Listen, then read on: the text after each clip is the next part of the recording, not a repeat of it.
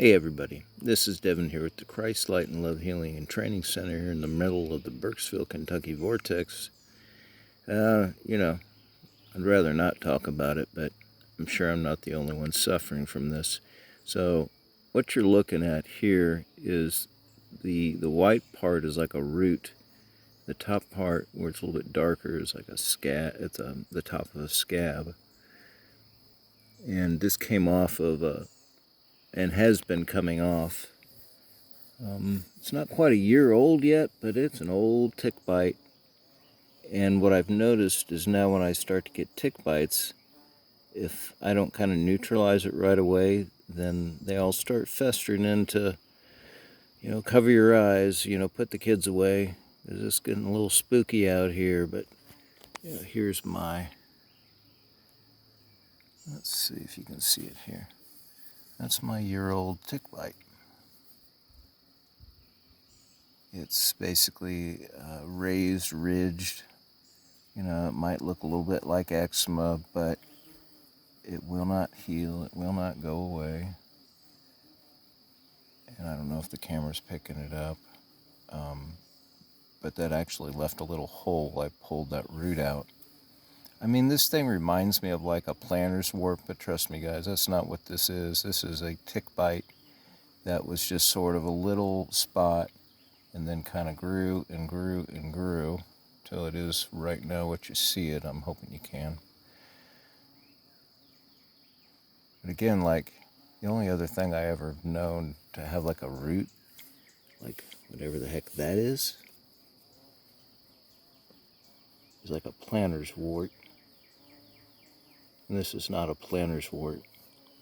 Now, I have had Lyme's before, and we've got a ton of ticks out here, but I think this is this is something else. I mean, it's not normal to have a year-old tick bite and then to have the tick bite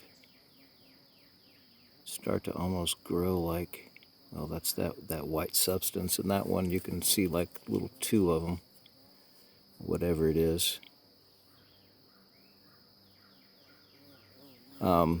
I didn't really want to film this until I had at least some sort of an answer.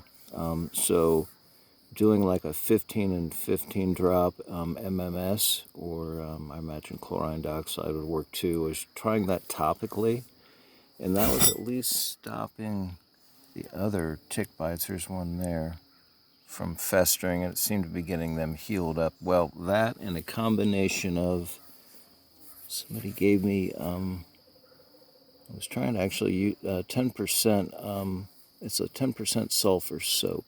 I'll try to remember it, and I'll try to put it in the link to it, the product. But that seemed to, using that a couple times a day on the spot, seemed to allow them to start to heal up and dry out.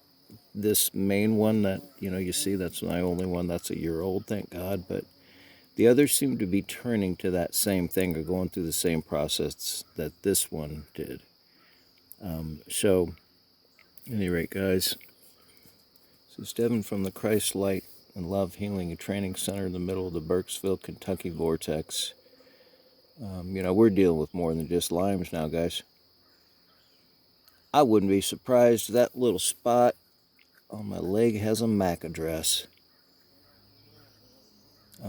Again, MMS, guys, I was using that topically, and that seemed to be helping it heal up. And then the 10% sulfur soap, using that a couple times a day. And when I can use that on brand new bites, they don't seem to fester. They seem to heal up.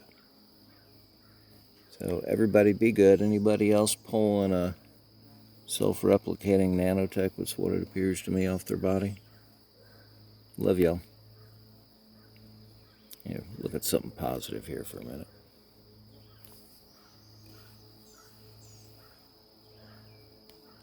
Love y'all. You be good. I'll talk to you soon.